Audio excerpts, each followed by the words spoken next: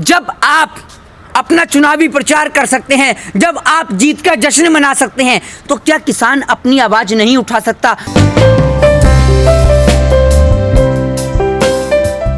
देश भर के कई संगठनों ने, खासकर किसान संगठनों ने और वो जो वैसे संगठन है, उन्होंने कॉल दी है 26 नवंबर को, क्योंकि संविधान दिवस है उस दिन। और कहा जा रहा है कि जो कुछ हरियाणा के जो किसान नेता उनको गिरफ्तार भी किया जा रहा है और उनको आने की अनुमति नहीं दी जा रही है। जो 3 किसान कानून आए उनको लेकर 26 तारीख को एक बड़ा आंदोलन होने की उम्मीद है देश में। सबसे पहली बात और सबसे पहला प्रश्न, देश के प्रधानमंत्री नरेंद्र दामोदर दास मोदी को यह समझना होगा कि मात्र दिवाली देश के जवानों के साथ मनाने से देश के जवानों का हौसला नहीं बढ़ेगा। सरहद पे जो जवान तैनात हैं उन्हीं के पिता किसान हैं। अगर आप देश के अंदर आंकड़ों को मद्देनजर रखें तो देश के अंदर तकरीबन 95% लोग जिनके बच्चे सरहद पे रक्षा कर रहे हैं, हिफाजत कर रहे हैं, उनके पिता किसान हैं।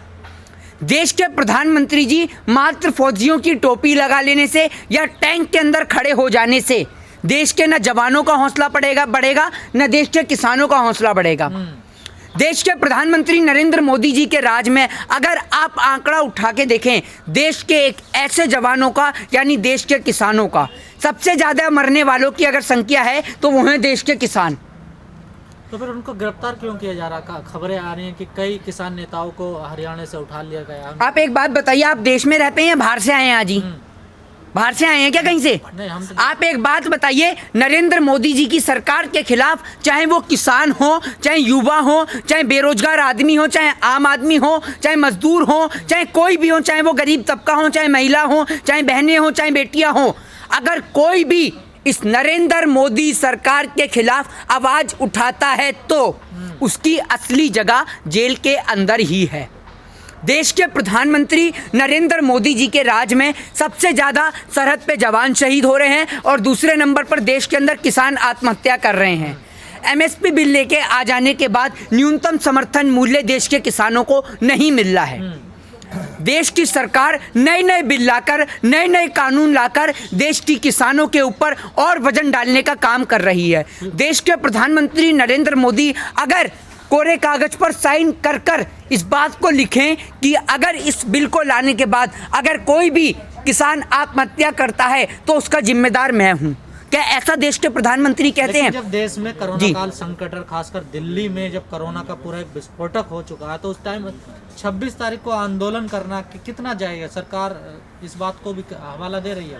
आप ना सुनिए, आप अगर ऐसे महामूर्खों वाले प्रश्न आप हमारे आगे करेंगे ना, ये प्रश्न उन सरकारों से ही करिए जो सरकार आपको कोरोना की आड़ में पागल बना रही है। आपके नेता जब बिहार में चुनाव लड़ने के लिए पहुंचते हैं, जब प्रधानमंत्री मोदी वहां बिहार में बिगुल बजाते हैं, चुनावी बिगुल बजाते हैं, तब आपके मुंह से आवाज नहीं निकलती कि कोरोना है तब आप चुप हो जाते हैं। दिल्ली में तो कोरोना है ना, रोज नहीं, एक बात मुझे बताइए, मतलब दिल्ली में कोरोना है, दिल्ली के अलावा कहीं और कोरोना नहीं है, आप ये मानते हैं?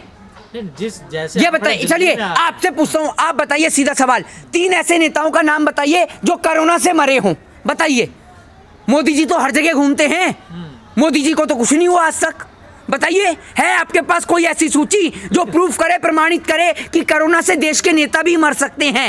नहीं, मरना जरूरी थोड़ा ही है, लेकिन महामारी तो है ना, इस बात को थोड़ा इग्नोर किया जा सकता है। तो आप एक बात बताइए, महामारी है तो चुनाव क्यों? महामारी है तो चुनाव ये क्यों सवाल हो सकता है, चुनाव क्यों? हाँ, तो आप एक बात बताइए, कोरोना से आम आदमी ही क्यों मर रहा है? आम आदमी के सामने ही बेड की और बिस्तर की समस्या क्यों आ रही है, ये बताइए। और अगर कोरोना है तो लॉकडाउन खोला क्यों गया? और अगर कोरोना जैसी बीमारी थी तो आपने ताली और थाली बजाने का बहाना, इस देश की जनता को मूर्ख बनाने का बहाना क्यों चुना? और दूसरी बात, आप एक बात बताइए, जब देश का किसान 26 तारीख को दिल्ली आने की सोच रहा है तभी आप लोग सोच रहे हैं कि लॉकडाउन लगा दिया जाए। तो क्या किसानों की वजह से लॉकडाउन लगा? बिल्कुल निश्चित तौर पे होगा। अगर किसानों को आप आने से रोकेंगे, उसकी आवाज को रोकेंगे, तो निश्चित तौर पे किसके लिए हो रहा है ये बताइए? किसानों के लिए हो रहा है। किसानों के लिए ही हो रहा है, वरना आप एक बात बताइए, इतनी सारी तमाम बड़ी बड़ी जगहों पर आपको भाजपा के नेता नजर आते हैं, चुनावी प्रचार करते हुए नजर आते हैं। और सबसे बड़ी बात, आप एक बात बताइए, आपने भारतीय जनता पार्टी का कार्यालय दिल्ली में भी है। जब बिहार के अंदर सरकार बनती है और यही भाजपा जब यहाँ पर जश्न मनाती है, आपने जाकर अपना माइक ले जाके पूछा उनसे, पूछा आपने एक बार भी कि दिल्ली में कोरोना है और आपने इतने सारे लोगों की भीड़ जोड़ दी? पूछा आपने एक बार भी? सवाल तो खड़े हुए उनकी उस मीटिंग को लेकर, जो उन्होंने सवाल खड़े हुए और बैठ गए बस। कोरोना की आड़ में देश के अंदर सिर्फ और कुछ नहीं, ये मास्कों की दलाली खा रहे हैं, पीपी किट की दलाली खा रहे हैं, ऑर्गन पार्ट्स की दलाली खा रहे हैं, और कोई काम इस देश के अंदर नहीं हो रहा। ह्यूमन ट्रैफिकिंग, ऑर्गन पार्ट्स का एक बहुत बड़ा रैकेट इस देश के अंदर चलाया जा रहा है। एक आम आदमी को के आड़ में किसानों की आवाज को दबाने की कोशिश कर रही है सरकार। निश्चित तौर पे आपको दिखता नहीं है क्या ये?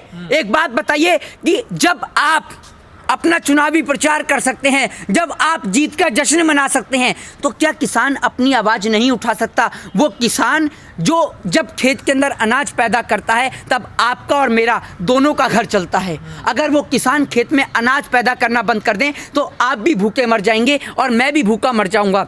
एक जवान वो है जो सरहद पर देश की हिफाजत करता है, वो भी जवान अपने देश की बखूबी हिफाजत कर रहा है, लेकिन आज उसी का पिता आज भूखा मरने को बेबस है, लाचार है। आज उसी जवान का पिता आत्महत्या करने को मजबूर है, क्योंकि उसके लिए वो फसल, वो लहराती हुई फसल, वो अनाज उसके लिए सोने के समान है, वो मूल्य उसका सोने के समान है। ये बड़े बड़े नेताओं के लिए जिस तरीके से उनकी कुर्सी प्यारी होती है ना, इस देश के किसानों के लिए उनकी कुर्सी नहीं, उनका अनाज उनके लिए सबसे प्यारा है। उन्हें अपने अनाज से प्रेम है, और ये किसान विरोधी नरेंद्र मोदी सरकार इस देश से अब जानी पड़ेगी।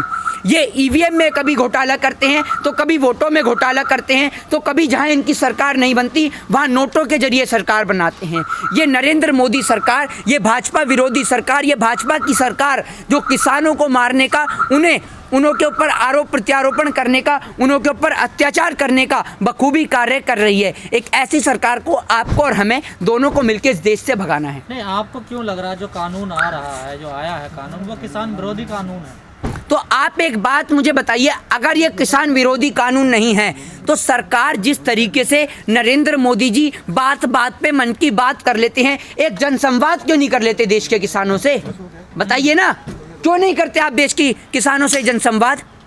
आप देश के किसानों को न्यूनतम समर्थन मूल्य नहीं दे रहे हैं। क्यों नहीं दे रहे हैं भाई? आपने सिर्फ बड़े बड़े व्यापारियों और उद्योगपतियों के मारे इस देश के किसान के ऊपर एक भारी पत्थर इनकी कमर के, इनकी पीठ के ऊपर लाके रख दिया है, ताकि आपके व्यापारिक मित्र अंबानी और अडानी को फायदा मिल सके, बस इसलिए। सवाल ये है कि किसान भी दो भागों में बटे हुए नजर आ रहे हैं। आधे कांग्रेस के साथ हैं और आधे बीजेपी के साथ। आधे धन्यवाद रैली चलाते हैं और आधे अधिकार रैली चलाते हैं। इस बारे में आप क्या कहना चाहेंगे? देखिए, किसान जी बिल्कुल, निश्चित तौर पे जो भी देश का परेशान किसान है, हम किसी किसान के मामले में किसी राजनीतिक दल को इन्वॉल्व नहीं करना चाहते।